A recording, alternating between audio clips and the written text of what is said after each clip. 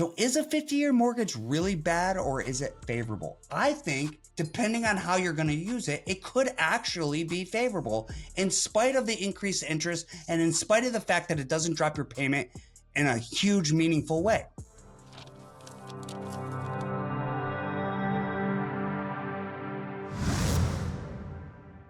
Guys, welcome back to the 7-Figure Flipping Podcast. I'm super excited, but today I feel compelled to get rid of the bullshit and the nonsense. Excuse my language, but goodness gracious, we see all these people peddling fear on the internet about 50-year mortgages and all these proposed things. First off, nothing's real yet. Now, second off, I'm a data guy. You can go listen to these people. They're telling you it's great for real estate, get in real estate, it's bad for real estate. These people are idiots. Nobody knows what they're doing. Let's go to the math and tell us what it tells us, okay? Most Americans are buying houses, are buying things based on what it costs them for a monthly payment, okay? And the main problem in today's real estate market is it's an affordability problem, period. What that means is the difference between how much money people make or wages compared to the cost to buy a house, that gap has grown exponentially. So if affordability is the issue, the proposal of a 50-year mortgage could be the solution. Or is it? Well, let's go through a quick example of the numbers. The average home price in America is around $400,000. Let's say you get an interest rate of 6% on one of these loans. So for the sake of comparing the 15, the 30, and the 50-year mortgage, we're going to use 6% in a $400,000 purchase price. The variable that changes here is the term in time. So 15, 30, or 50, okay? On a 15-year mortgage at $400,000 at 6%, the payment is about $3,376. $3,376. It's a high payment. $400,000 house. However, it's only 15 years, which means the majority of that payment is actually going towards principal very quickly. The total amount of interest over 15 years you will pay for that property is $208,000. Now let's look at and compare the 30-year mortgage, which is what everybody is mostly accustomed to. The 30-year mortgage, an additional 15 years, literally double, does not actually decrease the payment by half. Think about that. 15 years is $33.76 in a payment. 30 years is $23.98. Now, why wouldn't it be cut in half? Because the amortization table for the banks to lend on this is favorable to the banks in terms of collecting interest on their lending, on the money that they lend to you. So a 30-year mortgage, which is standard what we would expect on a 6% payment for a $400,000 property, is about $2,398. Now, the total interest you pay over 30 years goes from $208,000 on 15 years to $463,000 of interest paid over 30 years. Okay, so if they propose a 50-year mortgage, surely that's going to bring that payment way down. So we went from in the 3,000s to the low 2,000s, so $23.98 for a 30-year. Now, if I stretch that sucker out to 50 years, so 15 to 30 is a 15-year difference. Now I'm going to give you an additional 20 years. So surely it's going to bring the payment way down. Well, guess what? The payment goes from $23.98 on a 30-year to $2,200 on a 50-year. That's the difference between $198. Does that sound like a massive cut on your payment for an additional 20 years? Now, what does that do to the interest if you hold that loan for the entire 50 years? The interest goes to $804,000. That means you're paying 2 times in interest what the cost of the actual house is.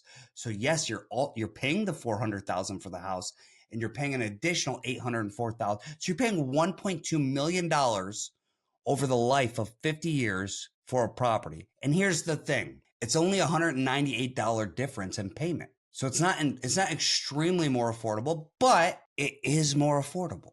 And for some people, that could be the difference between being able to buy a house and not being able to buy a house at all.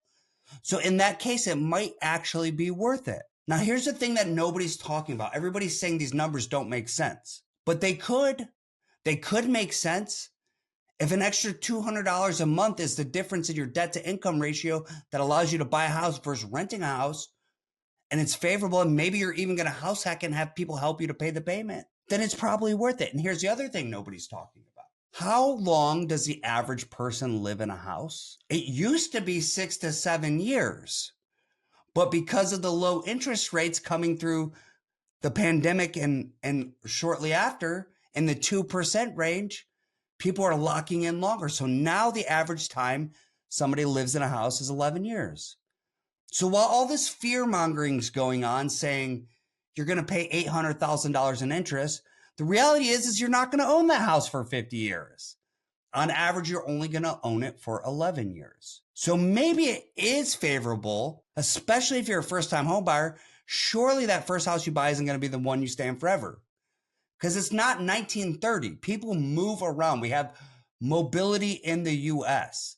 You can get jobs all over the place. We have the internet. So you're not staying there forever in that first home. You're really just not doing that. That's not a thing that is common today. So is a 50-year mortgage really bad, or is it favorable? I think depending on how you're going to use it, it could actually be favorable in spite of the increased interest and in spite of the fact that it doesn't drop your payment in a huge, meaningful way. Now, $200 savings get you in a house, you house hack it, other people cover your mortgage, pays it down for 10 years, appreciation happens, the house value goes up. They basically covered your rent because you house hacked it. You got roommates paying for the mortgage, the principal, the interest, the taxes, the insurance, which allows you to then, instead of paying mortgage, to save money, to put it in a high interest savings account, to invest in a rental property, whatever it is. It's actually could be extremely favorable for you, but you got to understand it and do it in a smart way. You have to understand that the 50-year mortgage only matters if you live in it for 50 years, because you're probably not actually going to do that. And you're probably not going to pay the $804,000 in interest. Now, if you look at the amortization tables, and that just says, what's the line path for principal and interest that's being paid on that payment? And early on in the loans, the amount of principal paid is minuscule. And it doesn't really, in a normal 30-year loan, it really doesn't start to get into the principal until after 7 years. Interesting. Let's think about that. So that most people don't move on average until 7 years. Now it's 11. It used to be 7. And the bank's designed a loan where most of the payment is interest all the way through the first 7 years. Who's winning? Yeah, I think we could agree that the bank is winning, but that's okay because we're smart enough to know how to leverage real estate to our advantage. Let's not get all wrapped around the axle about the news and the fear mongering.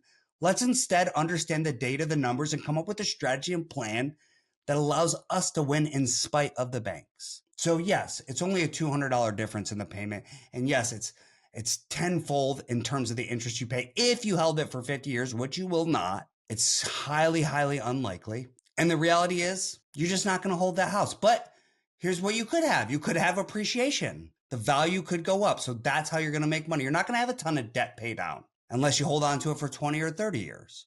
But the payment, the interest, and the little bit of debt paid down you're getting, if you're smart, you'll house hack it.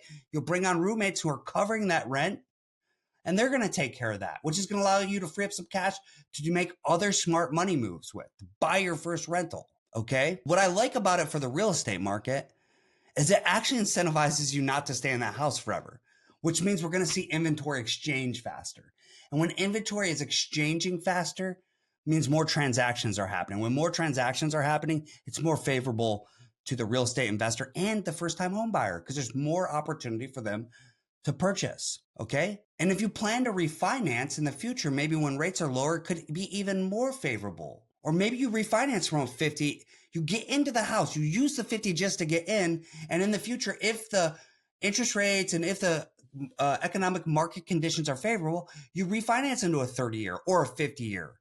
Maybe as you get older, you get a better job, you're making more money. All these things are going to play into it. This is circumstantial. We don't worry about circumstances. We look for the inefficiency in the marketplace and we take advantage based on data and numbers, not on feelings and not on subjectivity. So a couple other things. This could just fundamentally help you with a 50-year mortgage do smart financial money moves.